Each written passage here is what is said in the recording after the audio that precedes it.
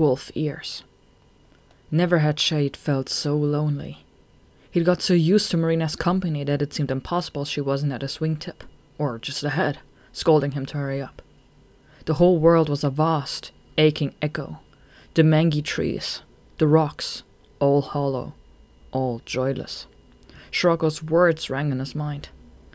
"You will die in the dark, with all the others who haven't been chosen." He had no place in the future. Nocturna's promise was not for him. He would never live to walk into the light of day as a human. But Marina would, and Frida. His father, too. It was fine for them. Anger swept through him. Why hadn't Frida told him? Did she really not know, or was she just keeping it from him, because he didn't have one of those precious bands? And what about his father? Why wasn't he here to help, to explain things to him? Probably just hiding away with his band somewhere, waiting to become human. Shade shook his head, and what would happen to him? And his mother, and all the other unbanded bats? He didn't want to believe it. He stared up at the stars, and watched as they flickered, as if they really were on the shimmering underside of Nocturna's giant wings. All the bat goddess had to do was close her wings, and the whole night would disappear, replaced by day. Open then again, and the stars would return. What was she doing up there, Shade wondered, if she was even there at all? What did she have in mind for him? One runt of a bat, trying to find his own colony. The stars weren't telling. They were always silent. They had no song, none that he could pick up anyway. Maybe Zephyr could hear them, but Shade knew his hearing would never be that good. Ahead, the mountain peaks soared. How could he ever fly high enough to get over them? He sniffed, looking to the east and west to gauge the time of night. An hour, maybe a little more. There was no way he'd make it over tonight. He wanted to lose himself in the whistle of wind against his ears. For the first time he'd felt afraid in the night. He was seeing sound shadows, smudges of silvery movement at the edge of his echo-vision. A clump of dead leaves whirled in the air, and became Goth, spreading his wings toward him. An owl's distant cry resolved itself into a ghoulish rendition of his own name. Shade! He was suddenly struck by the vastness of the night, all the empty space yawning around him. Maybe there was something terrible about the darkness, and he just never noticed before now. There was something behind him. Hagless rising, he looked back just as something sailed over him, so low it brushed his wings, and there she was ahead of him, her bright fur shimmering in the starlight, like something from a dream. "What are you doing?" he demanded. "Hey, you don't sound too happy to see me." You scared me." "I'm coming with you." "But why'd you change your mind?" She circled back and drew alongside. "It just didn't feel right staying there without you." "I'd have been fine on my own," he said, trying to look annoyed and not having much success. "Oh, I know," she said quickly. "But I'd said I'd find your colony with you, and it just feels like quitting if I don't see it through."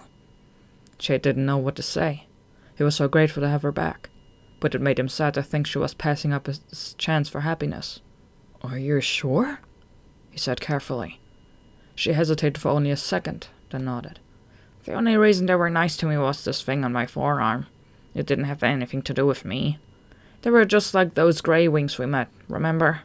They liked you, and hated me because of the band. And these other bats weren't any different. Liked me, hated you because you didn't have a band. It's just a piece of metal, after all." He looked at her, surprised. "You don't believe them, then?"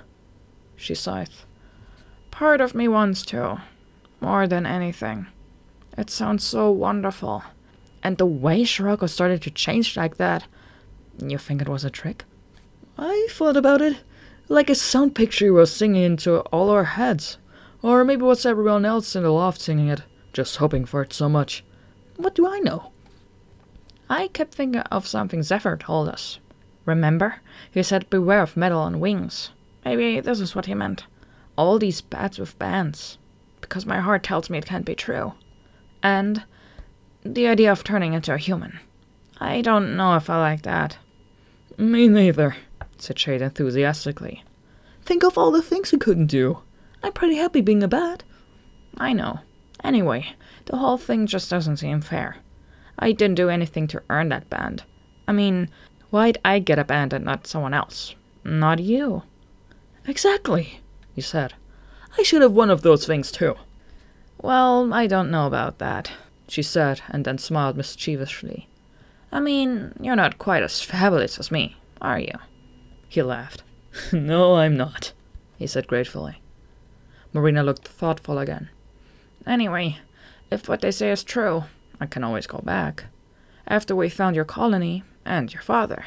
But as far as I'm concerned, you're the only bat who's liked me because of who I am. You didn't care one way or another about the band. That makes you the best friend I've ever had. They slept that day huddled close, under the frozen roots of a lone pine on the mountainside. The howling of wolves filled the air. They were nearly at the summit, and it was slow going.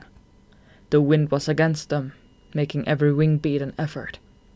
Shade looked down and picked out a she-wolf and her mate, loping across the snow, going high into the mountains. Must be a lair somewhere up here, he said grimly. His mother wouldn't be leading him into a wolf's lair, would she?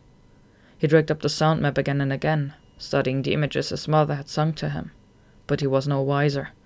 We'll just have to keep going. A faint whistling made him look back over his wing and do a quick sonic sweep. The sound dissolved in the air, and he picked out nothing. It wasn't the first time tonight he'd heard the weird metallic whistle. Just the wind, he supposed, screaming through whippy branches. His bones ached, the leather of his wings creaked with cold. He doggedly pounded the frigid air. Up, down, up, down. The wind burned his ears, and the sound side was dulled as a result. All his echo images blurred and sluggish.